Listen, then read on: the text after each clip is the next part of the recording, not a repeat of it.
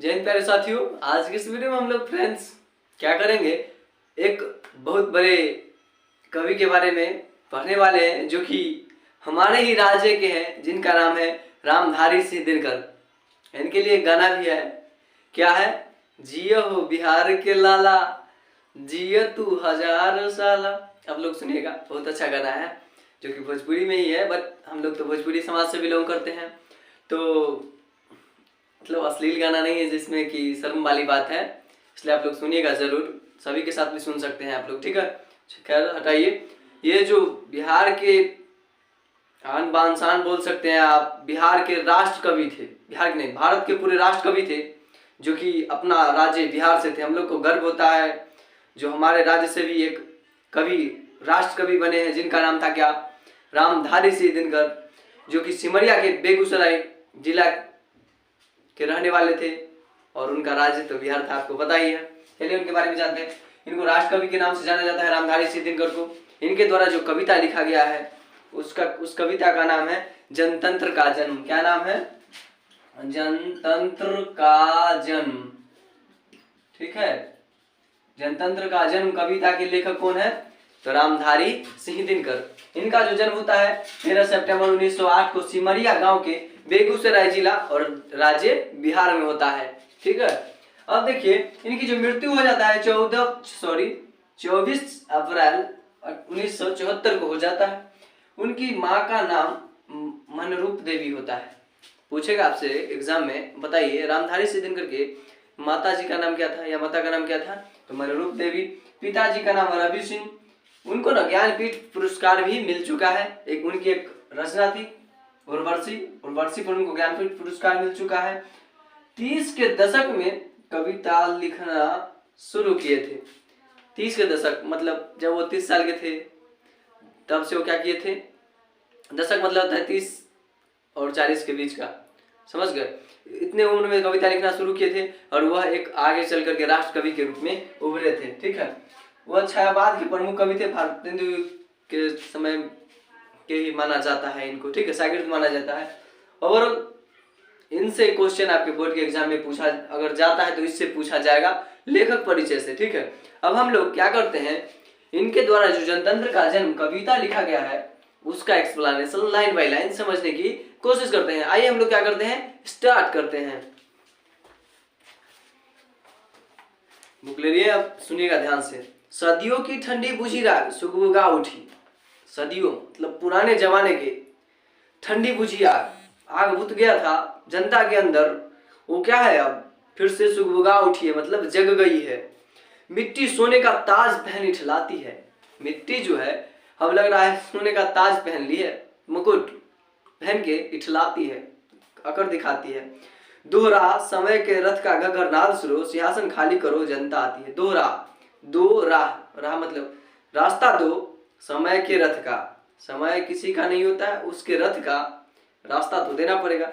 समय का घघरनाद सुनो, ठीक ठीक सुने ना, वही घघरनाद सुनो, सिंहासन खाली करो जनता आती है।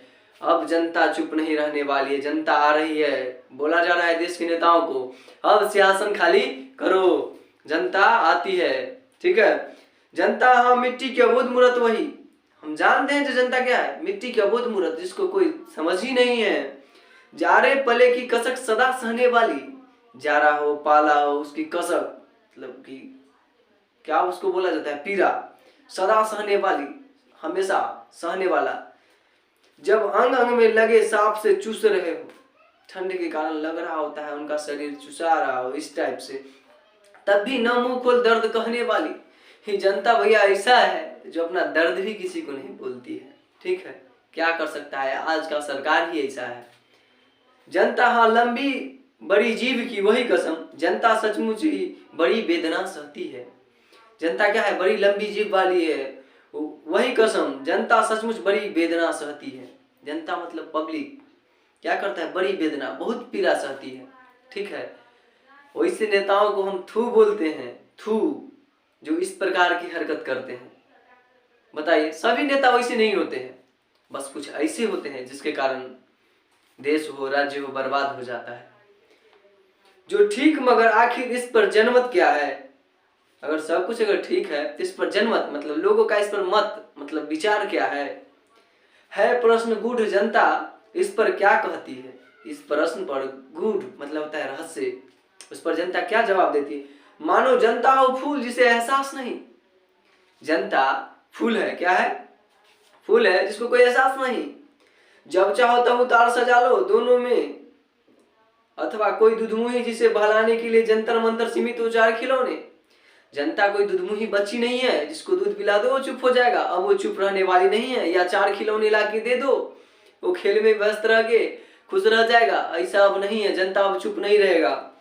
लेकिन होता भूडोल बवंडर उठते हैं, भूडोल मतलब होता है भूकंप, लेकिन होता भूडोल भूकंप बवंडर उठते हैं, बड़ा बवाल होने वाला है। अब जनता जब कोपाकुल हो भिरकुटी चढ़ाती है, जब जनता तुमसे भैया आजीज होकर के भिरकुटी, भिरकुटी मतलब होता है नजर पर जब चढ़ा लेगी ना आपको, तो दो समय के रथ का घघरनाद सुनो। सिंहासन खाली करो जनता आती है, फिर किसी का नहीं सुनने वाला है। सिंहासन खाली करो जनता आती है, समय के घघरनाद सुनो, सिंहासन खाली करो जनता आती है। इसका मतलब ये होता है समय किसी जिस ओर चाहता है रास्ता उधर को ही मुड़ता है। समय जिधर चाह लेगा उधर रास्ता मुड़ने वाला है, इसलिए आपका अब कुछ नहीं चलने वाला। हुंकारों से महलों के नींव उखड़ जाती है। जनता अगर जिधर पावर लगा दे उसके हुंकार से, आवाजों से महल का नींव उखड़ जाता है।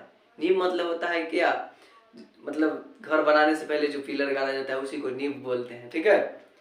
सांस के बल से ताज हवा में उड़ता है, इतना जब नजर पर चढ़ा लेगी तो सांस भी वो जब लेगा ना तो हवा में उड़ता है, ताज भी हवा में उड़ता है, ताज मतलब मुकुट। जनता जब नजर पर चढ़ा लेगी तो जब सिर्फ सांस लेगी ना तो तुम्हारा मुकुट हवा में उड़ जाएगा, ऐसा बोला जा रहा है।